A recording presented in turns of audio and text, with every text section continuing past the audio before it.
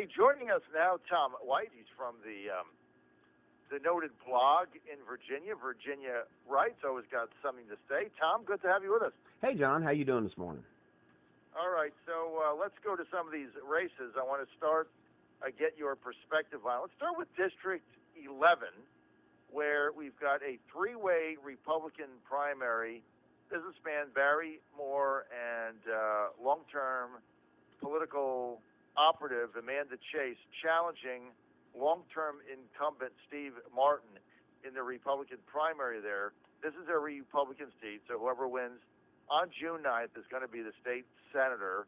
The Richmond Times-Dispatch, Tom, on Sunday, in a surprise move, I thought, endorsing Amanda Chase. What do you make of this race? Well, I think it's probably, most people would say it's Steve Martin's to lose. Right. He's got to be the favorite, long-time incumbent. I've known Amanda for several years now, and yeah, she's a good lady. I respect her a whole lot, and she's working really hard. She's a mom. You knew that. Yes, she's a mom. Okay, but yeah, she's a good person. We've worked on several campaigns, and she briefly worked to help Dave Bratt in his campaign. It's an interesting race, but I think the problem's going to be that the not Steve Martin vote is going to be split between Chase and Moore.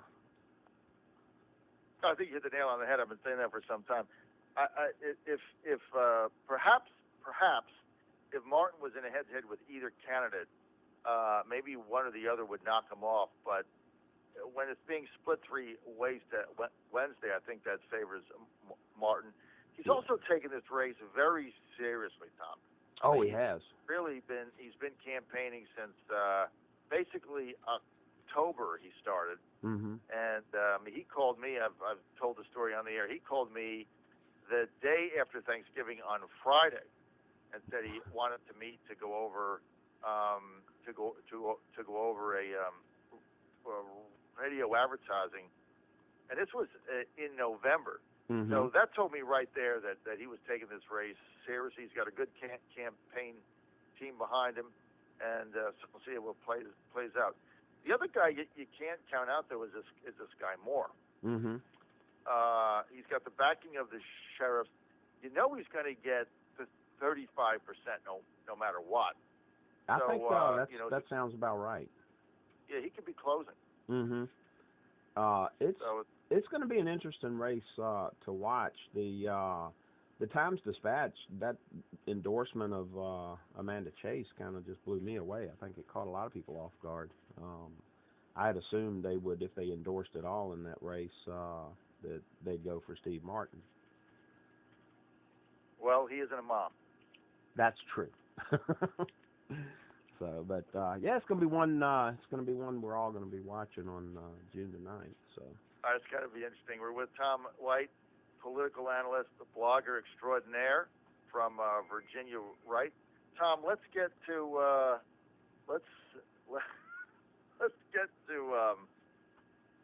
I'm sorry, I just got a text here that made me laugh. Oh. I got a text here from the hardened political operative Amanda Chase. We were on there. Oh. And by the way, Tom, do you know that she's a mom? I do. But let me just say, I really like Amanda. We've been friends, and she's a wonderful lady. So she's probably tweeting me too. Okay, so right now we're in agreement. I think it's Martin's to lose. I think he's got the other advantage he's got is Alec Thomas, his campaign manager, really sharp guy. Yeah. And but look, this is not fait accompli.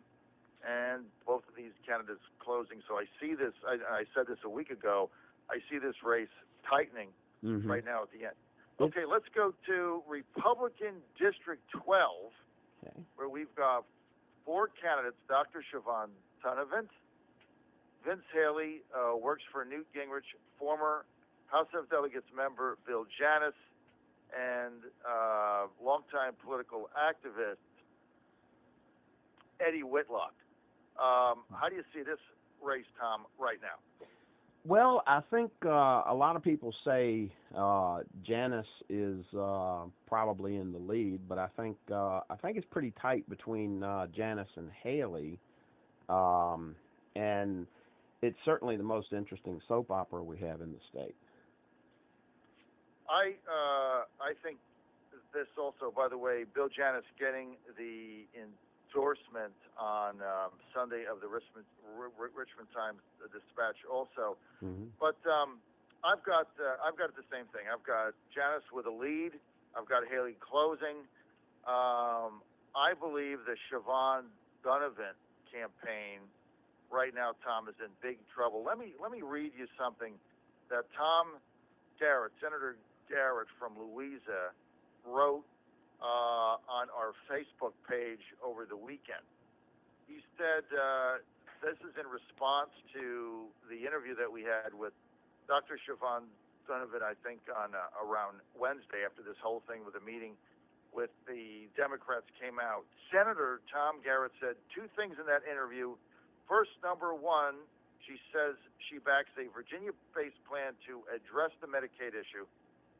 Sounds a lot like the wolf in wolf's clothing that was a marketplace, Virginia. Senator Tom Garrett goes on to say, second, she says twice that she met with the Republican caucus.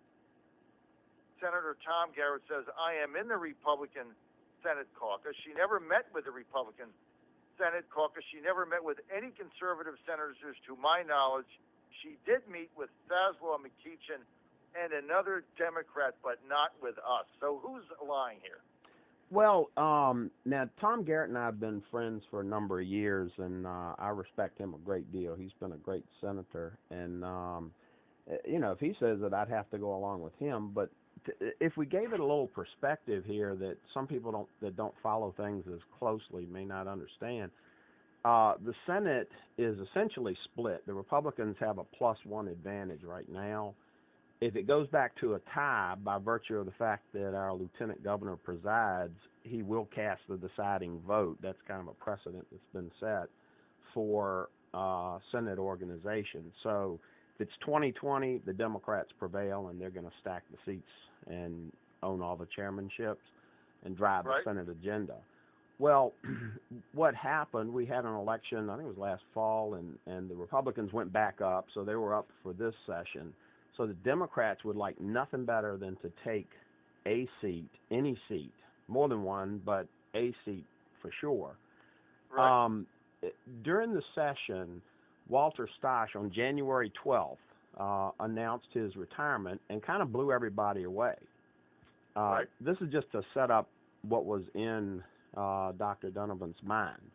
On January 14th, 2 days later, Bill Janis announced that he was running for the seat. The same day, Vince Haley announced he's running. January 30th, Eddie Whitlock announced he's running. So Siobhan Donovan is looking at, there's 3 Republicans already running. Bill Janis has a long association with the Boyd Marcus, Ray Allen, Eric Cantor machine, and there's no doubt he can raise tons of money.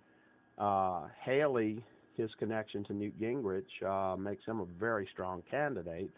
And Eddie Whitlock is a long-time party activist and good guy.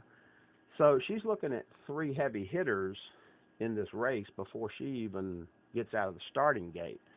So if she's going to win, knowing the Democrats would pretty much sell their mother to own one more seat, Yep. it makes a lot of sense that she would set up a meeting. Her brother, I think Ken Stolley, the Virginia Beach sheriff, was said to have set up the meeting. Well, it makes a lot of sense. How much would the Democrats, offer with the money machines behind Bill Janis and the other heavy hitters? She was starting out in a hole. So, I find it incredible and just impossible for me to believe that she didn't go in at least flirt with the idea of running as a Democrat, and perhaps they didn't offer her the financing she was hoping to have a chance, so she went ahead and entered as a Republican. And the fact that Walter Stosh endorsed her, I mean, right. you know, I think Tom Garrett, that's all I needed to know, that Walter Stosh wouldn't endorse anybody. He's a tax and spend, loves his welfare. Yeah, Walter Stosh has not been a favorite of Virginia Wright or mine for a long time. Well, look, Dick Saslow told me on the phone after I had the opportunity to have Dr. Siobhan Donovan on the show. Saslow told me that Ken Stolley, the former state senator and now sheriff in Virginia Beach, saw him at the chili cook-off, whenever that is, Mm-hmm. and said that he wanted him to meet with his sister Siobhan, that she was considering running for state senator as a Democrat in the district, and Saslow said that he specifically said, "Can you meet with her? I'll set up a meeting and sit down with her and see if she might be a viable candidate for you guys going into 2015." So Saslow, he said that to me now 2 times. Now it's too specific to make this up. I mean, he's got a date, he's got a time, he's got a place. McKeechin confirmed the meeting. Mm-hmm. Nobody that I talked to said that Siobhan Donovan, after the meeting, ever called them to say, "Oh, by the way, that was just a courtesy." That both of them told me they found out from the media that she was, number one, opposed to Medicaid expansion, and number two, that she was running as a Republican. And both of them said that came as a complete shock to her, because they expected at some point in time she'd follow up with them. So, I asked her on my radio show point blank if they were lying, and she didn't really answer the question. But somebody has a gross misinterpretation of what went down at this meeting and who set it up and why it was set up. Oh, the other thing that bothers me about this is what Tom Garrett said, the fact that she didn't meet with any of the conservative senators. So she's meeting with Saslow and McKeechin in a secret meeting in a hotel across the street from the General Assembly. I don't know what that meeting was about. Meantime, there was no meeting set up with the conservatives or with the Republican caucus on the other side. You just got to start to ask yourself these questions. And it seems to me, Tom, in looking at this, that this is kind of the eBay candidate. It's, the highest bidder. And, I mean, that's... Who's going to, it's like, I want to be a state senator. What party is going to give me the best opportunity to be a state senator? And then what issues do I have to take the mantle of that's going to give me the best opportunity to be a state senator? So it's like, I just want to be a state senator. I don't care if it's pro-Medicaid expansion or not pro-Medicaid expansion. I don't care if it's a Republican or it's a Democrat. I just want to be in the state. I want to be in the state Senate. Yes. And I think when you get candidates that have that blind ambition to just be in government, you know what? You look back in history, that's not turned out too well. No. Well, it's I kind of termed it going after the gender fluidity thing in Northern Virginia, where they're teaching that to the kids. This is party fluidity. She can't make up her mind. I mean, I'd have to say, I heard what she said. She denied ever considering running as a Democrat, and said that the 3 senators are all incorrect. But, it comes down to, what do you believe? And when I look at it in the context of time, what was going on with everybody else announcing, the fact that, she's kind of late getting out of the gate, she would, it would be a natural thing for some people to look at all their options if they really wanted to be a senator and weren't particular about which party. So, party fluidity, here we go. Well, the whole thing just doesn't make any sense to me, because Siobhan Donovan's, I guess, reasoning was that, well, the Democrats don't want me in there. And I would think if you met with them and what they're saying was you were certainly told them you were in favor of a version of Medicaid expansion. If I'm Dick Saslow, I'm saying to myself, well, I'm a lot better off with her than I am with Bill Janus or Vince Haley or Eddie Whitlock. So I would just shut up and hope she wins. Yeah. So the whole thing doesn't make any sense. Now, what was their incentive for coming out with the story? And I've said this on the air. Nobody shopped this story to me.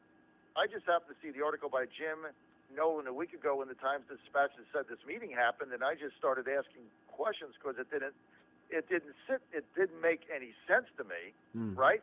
Yeah. So it's not like they were shopping the story.